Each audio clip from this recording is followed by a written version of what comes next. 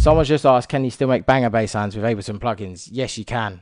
Operator's a really good Ableton plugin. I use Operator quite a lot, just to let you know that.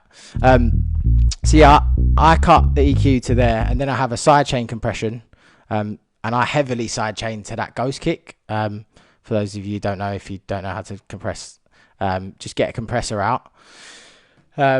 And then press this little button here, press sidechain, and then sidechain it, label your ghost kick and have it on silent. And the reason you have it silent is just so that you can have the kick running throughout the whole track and it will still be affecting the bass even when the kick isn't there. That's why you have a ghost kick.